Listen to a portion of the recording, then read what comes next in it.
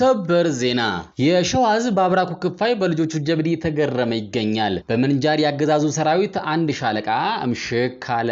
የሀገር ፍቅር በበርካቶች ዘንድ በማስረጽ ቦታ ታላላቅ አርቲስቶች ፊት የሚቆመው ስለተጎዱ ለተቸገሩ አለው በማለት የሚታወቀው አክቲቪስት ታማኝ በየነ በአብይ አህመድ በረብጣ ዶላሮች ተታሎ ትግሉን መሸጡ ተነገረ። ታማኝ በየነ የቅማንት ቡድን የገቢ አሰባሳቢ ዲፕሎማት ሆኖ መመረጡ ተነግሯል።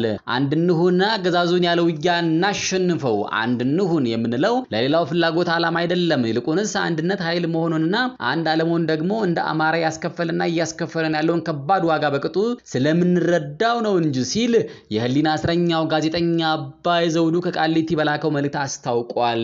መጨካከናችን እሙን ሆኗል። የሰው ነፍስ የውሻ ያህል እንኳን እየተከበረ አይደለም። ለዚህም ማሳያ ደግሞ የእጅ ስልኩን ቻርጅ እንዲያደርግለት የጠየቃቸው የግል ተበዳይ በጩቤና በዱላ ደብድበው የገደሉ ሁለት ግለሰቦች በእስራት ማስቀጣቱ በሸካ ዞን ማሻ ወረዳ ፖሊስ ገለጸ።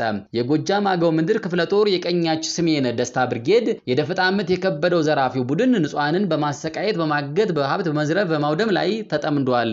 ጤና ይስጥልን የተወደዳችሁ ቻናላችን አድማጭ ተመልካቾቻችን በያላችሁበት የዓለም ዳርቻ ሰላምታችሁ ይድረስ እያልን አሁን ለሰዓቱ መደመጥ ያለባቸውን አጫጭር እና ወቅታዊ መረጃዎችን ይዘንላችሁ ቀርበናል። እስከ ዝግጅታችን ፍጻሜ ድረስ አብራችሁን ቆዩ። ለቻናሉ አዲስ የሆናችሁ ሰብስክራይብ ማድረግ የደወል ምልክቷን መጫን እንዲሁም ኮፒ ሊንክ ማድረግ አይዘንጋ።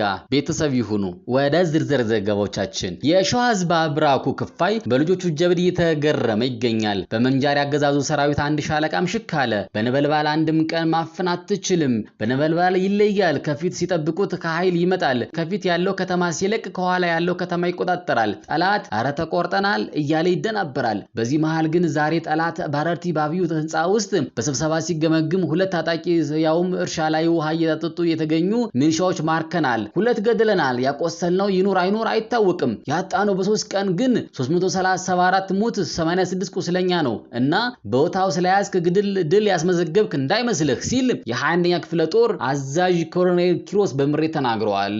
በበረሃት ጠጋን እንዳልታዘዘ ኮሎኔል ሀፍቶም በበኩሉ ግዳጅ አልበቀልም ሲል ለምን የሚለው ግን እስካሁን ግልጽ አይደለም። ነበልባል ወጥር ከሰም ለጦር በብርጌዶች ወደ ምንጃር ሸንኮራ ጠጋ በማድረግ የድል ባለቤት ሁን። አንድ እንሁንና አገዛዙን ያለው ውጊያ እናሸንፈው አንድ እንሁን የምንለው ለሌላ ፍላጎት ዓላማ አይደለም ይልቁንስ አንድነት ኃይል መሆኑና አንድ ዓለሙን ደግሞ እንደ አማራ ያስከፈለና ያስከፈለን ያለውን ከባድ ዋጋ በቅጡ ስለምንረዳው ነው እንጂ ሲል የህሊና እስረኛው ጋዜጠኛ አባይ ዘውዱ ከቃሊቲ በላከው መልእክት አስታውቋል። አንድ የሆነ ዕለት በህግና በተቋም ጭምር በጠላትነት ፈርጆ እንደዚህ ያጠቃን ያለው አገዛዝ ያለው ውጊያ ማሸነፍ እንደምንችል በመረዳት በተሻለ ፍጥነት ወደ አንድነት መምጣት አለብን። አንድ እንዳንሆንም የኦህዴድ ብልጽግና የአፓርታይድ አገዛዝ ያለ የሌላ በጀት መድቦ የሰው ኃይሉን አሰማርቶ በእኩይ ሸፍጥና ሴራ ተጠምዶ ሌት ከቀን በርስ ለመለያየትና ለመጋጨት መሯሯጥ አንድ ስንሆን ያለምንም ውጊያ ማሸነፍ እንደምንችል ስለሚገነዘብ ነው። በእርግጥ ለአማራ ህዝብ ስለ አንድነትና ስለ ህብረት ለማስተማር አይቻልም። ራሱ የአንድነት መሰረት ነውና አማራ ስለ አንድነት ጥቅም በተረትና ምሳሌም ቀድሞ ነግሮናልና 50 ሎሚ ለአንድ ሰው ሸክሙ ሲሆን ለ50 ሰው ግን ጌጡ ነው። እንዲሁም ድር ቢያብር አንበሳ ያስር እያለ ተረት ምሳሌውን በንግግር ብቻ ሳይሆን በተግባር ጭምር የኖረው ነው። እንደ አማራ በተናጠል ጀግና የመኖር ችግር የለብንም። አያሌ ታሪክ የሰሩ ጀግኖችም አፍርተናል። እንደ ቡድን የበለጠ ተደራጅተን በተባበረ ክንድ የበለጠ አንድ በመሆን እንደዚህ ተመሳሳይ ጣፈንታ ያለን መሆን በመገንዘብና ያለንበትን ጊዜ በግጡ በመዋጀት ሁሉን ጀግና ትክክልና አሸናፊ አድርጎ የገጠመንን ችግር እየፈቱ ከመሄድ አንጻር ግን ጉድለት የተስተዋለ ስለሆነ የጎደለውን በመሙላት ከተባበርን በቀላሉ መታረም የሚችለውን ስተታችንን በአስተውሎትና በስክነት እያሰብን ብናርመው ከምንም በላይ የምንጠቀመው እኛው ነን። በተናጠል ትክክል ከምንሆን እንደ ቡድን ብንሳሳት ይሻለናል የሚባለው በምክንያት ነው። በጋራ ተነጋግረን ተመካከረን የሰራነው ስተት ቢሆን እንኳን እንታገሰዋለን። አይደለም በጋራ በተባበረ ክንድ አንድ በመሆን ያስመዘገብነው ትክክልነት ድል ነውና ስተት መራራ ሽንፈት ቢሆን እንኳን ተቀብለን ቶሎ ለማስተካከል እንሰራለን ለማለት ነው። አማራ አንድ ሁኑና ሁልጊዜ ትክክል የሆነ ነገር ብቻ ስሩልን አይደለም እያለ ያለው አንድ ሆነን በጋራ መከረን ከሰራነው ስተት ቢሆንም እንኳን ከነ ጉድለታችን እንደሚታገሰን ተጨማሪ ድልም እንደሚሰጠን ነው እየነገረን ያለው ህዝብ በቀጥታም ሆነ በተዘዋዋሪ ከሚያለያዩን ጥቂት ነገር ይልቅ አንድ የሚያደርገን ይበዛል። የአማራ ህዝብ ህልውና ጉዳይ ያሳስበውናል። ለዚህም እውነተኛ ስር ነቀል ስርዓታዊ ለውጥ ያስፈልገናል ለምንል ሁሉ ይህንን የሚለን በድጋሚ መከረና ዘክረን ስህተታችንን እንደምናርም እርግጠኛ ስለሆንን ነው ለማለት ይቻላል። ከአማራ ህዝብ የምንጊዜም ፍላጎት፣ አደራ፣ እሳቤና እሴት አንጻር ከዚህ በላይ መስመር ስተንና አፈንግጠን እንዳንወጣ በእጅጉ መጠንቀቅ ይገባናል። ከዚህ በላይ እንደ ጠላት ወንድማዊ የዓላማ አንድነት በመፍራት በመግፋትና ብንሳሳት ወይም ስተትን ደጋግበን ብንሰራ ብቻ ነገራችን ሁሉ የሚበላሸው። የሁሉም ጊዜና ልክ አለው፣ የስተትም ጭምር። ስለዚህም ሁሉ በልኩ ይሁን። በተለይ ታላላቆቻችን እናንተ ራሳችሁን ለትልቅ ህልምና ዓላማ የሰጣችሁ ሰዎች በብዙ መልኩ በእጅጉ ተጠንቀቁልን። የአማራ ህዝብ ከትክክለኛ አቋምና ዓላማችሁ የሚያተርፈውን ያህል ከትንሽ ስህተታችሁ የሚያጣው የሚከስረው ከሚታሰበው በላይ ብዙ ሊሆን እንደሚችል አትጠራጠሩም። በመሆኑም እስከ መጨረሻው ድረስ የተነሳችሁበትና ደጋግማችሁ የነገራችሁንና ከፍተኛ የሆነ ሰብአዊና ቁሳዊ ኪሳራ የከፈላችሁበትና እንደዝም የከፈልንበት ያለው ራስን የመከላከል የማዳንም የህልውና ትግል በስኬትና በውጤት የማጠናቀቅ አደራ በዋናነት በእናንተ እጅ ላይ መሆኑን ፈጽሞ ለአፍታ እንኳን እንዳትዘነጉ። አማራ ላይጨርስ አልጀመረም ብቻ ሳይሆን አማራ መጨረሻውን ለማሳመር ህልውናውን የመታደግ ሁሉን አቀፍ ትግሉን በስኬትና በውጤት ማጠናቀቅ አይቀሬ ስለመሆኑ አይነተኛ ማረጋገጫዎች ናችሁ እናንተ። በመጨረሻም በዓላማና በጽናታችሁ ተማምኖና ተማርኮ ተከትሏችሁ ለአንድ ነፍሱ ሳይሰስት ዘረኝነትንና የዘር ፍጅትን በመቃወም ከፍተኛ ዋጋ እየከፈለ ያለው ጀግናውና የነገ ብሩህ ተስፋ አላሚው ነፃነትን አክባሪና ሞት አይፈሪ የሆነው በተለይም በታሪክ አጋጣሚ በህይወት የመኖርና በእልህ አስጨራሽ የትግል ደማቅ ታሪክ የመጻፍ ዕጣ ፈንታው በራሱ እጅ ላይ የወደቀበት ወጣቱ የአማራ ትውልድ ሌላኛው የአሸናፊነት ማረጋገጫ ማህተማችን ነው። በእርግጥ መሳሳት ፈጽሞ ክልክል አይደለም። ተፈጥሮ ራሷም መሳሳትን ትፈቅዳለችና።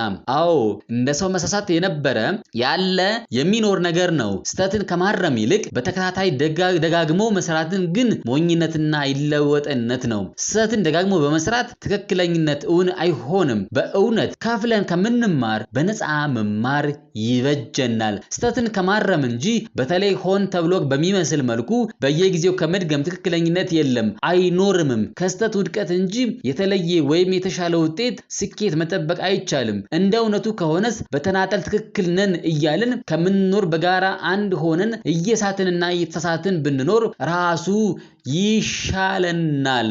ለምን ቢባል በተናጠል ሆነ ትክክልን ስንል የሁላችን መንገድ ሁልጊዜ ትክክል መስሎ ይታየናልና እንደ አንድ ሆነን አይደለም ትክክል መሆንና ማድረግ የምንችለው ነውና ብንሳሳት እንኳን ትክክል ነን።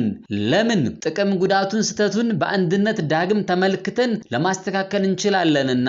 አሁን ላይ የአማራ ህዝብ የህልውና ታጋዮች ነን ብለን ከምናምን አካላት በዋናነት የሚፈለገው በተናጠል ሆነን ሁልጊዜ ትክክል ነን ከምንልና ሁልጊዜ ትክክል ከምንሆንም እንደ ጋራ በአንድነት ተስማምተን ስንሰራ መሳሳቱ የሚመረጥ ነው። ለዛ እኮ ነው ተማክረው የፈሱት ፈስ አይሸትም የሚባለው። ከመከርንበት የሚሸተው ፈስ እንኳን አይሸተንም። ለምን ሲሉ ተመካከረናልና በጋራ ተማምነንበት የሰራነውና ማረም የምንችለው ጉድለት ነውና። አሁን ላይ የህልውና አደጋ እንደገጠመው አማራ አይደለም እርስ በርስ መተኳኮስ፣ በመጠጋጋት፣ በመጣላት፣ በአደባባይ በመሰዳደብና ከወንድም ጋር ተኳርፎ ከጠላት ጋር በመወገን ለጠላት መሳቂያና መሳለቂያ እንድናደርገውና ሁለንተናዊ የጥቃትና የመከራ ጊዜ በማራዘም ተስፋ እንድናስቆርጠው ነውና እርስ በርሳችሁ በክፉ አይን እንድንተያይ እና ክፉ ቃል እንድንነጋገር እንኳን አይፈቅድልንም።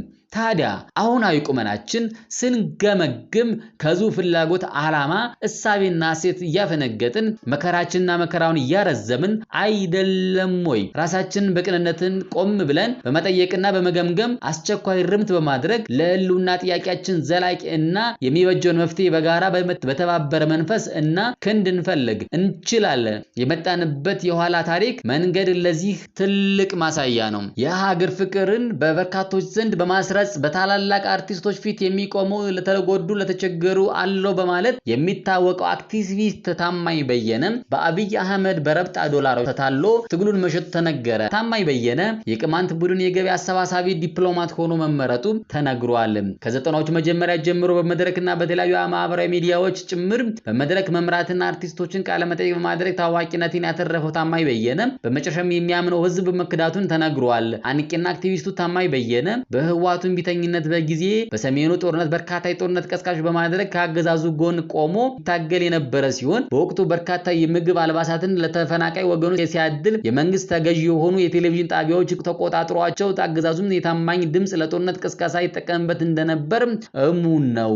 ለወትሮው አንድ ሰው ላይ ሰብአዊ ጉዳት ሲደርስ ከባህር ማዶም ሆነ ለመብት መከበር ይሰራ የነበረ ሰው ዛሬ ራሱን ለተወለድኩበት የሚለው አካባቢ ሳይቀር ብልጽግና ከህፃን እስከ አዋቂ ከተማሪ እስከ መምህር ከሴት እስከ ወንድ ከአርብቶ አደር እስከ አርሶ አደር በጅምላ ያለማንም ከልካይነት ሲጨፍጭፍ ሮጠው ማምለጥ የማይችሉ አካል ጉዳተኞች ሳይቀሩ አማራ በመሆናቸው በሚገደሉበት የአማራ ባለሀብቶች ሀብታቸው እየተወረሰ ስደት በመረጡበት የእምነት ተቋማት ሳይቀሩ የአገዛዙ ካምፕ በሆነበት የአማራነት ወንጀል በሆነበት በዚህ ጊዜ አክቲቪስት ታማኝ በየነ ዝምታን ለምን መረጠ የሚለው ሐሳብ በብዙ አማራውያን ብሎም በእውነት ወዳድ ኢትዮጵያውያን በኩል ሲጠየቅ ይሰማል። እኛም ባደረግነው መረጃ የማሰባሰብ ስራ ታማኝ በየነ የቅማንት ቡድን የገቢ አሰባሳቢና ዲፕሎማት ሆኖ መመረጡ የተሰማ ሲሆን በዚህም ቀናነት መላው አማራን የሚጠላና በአማራ ባህልና እሴት የማይደሰት በመሆኑ ታማኝ በየነ በረብጣ ዶላሮች ተገዝቶ ለቅማንት አንደበትና ገቢ አሰባሳቢ ሆኖ አማራን ለመከፋፈልና ከዚህም በላይ የእርስ በርስ ጦርነት እንዲነሳ ጥረት የሚያደርግ የአማራና የዘመናት ጥያቄና ብዙ ዋጋ የተከፈለለትን ትግል በዶላር የሸጠ ሰው መሆኑ ተሰምቷል። በዚህ ተግባር ውስጥም የአብይ አህመድና የዝናሽ ታያቸው እጅ መኖሩ ተሰምቷል። የጎጃም አገው ምድር ክፍለ ጦር የቀኛችን ስሜነ ደስታ ብርጌድ የደፈጣ ምት የከበደው ዘራፊው ቡድን ንጹሃንን በማሰቃየት በማገት ሀብት በመዝረፍ በማውደም ላይ ተጠምዷል። ጠላት ንጹሃንን እያሰቃየ ይገኛል። በበላው የገባው ዘራፊው ቡድን እንዳሻው ስማቸው የሚባል ነጋዴ ሙሉ ሱቅ እቃውን እና 30 ሺህ ብር አስረስ ስሜነህ 4 ሺህ ብር 6 መኖሪያ ቤቶችን ሰብሮ የዘረፈ ሲሆን 3 ህጻናትን አግተው ካምፕ ወስደዋል። 4 ሴቶች አግተው ካምፕ የወሰዱ ሲሆን 3ቱ ባለ ትዳሮች ናቸው።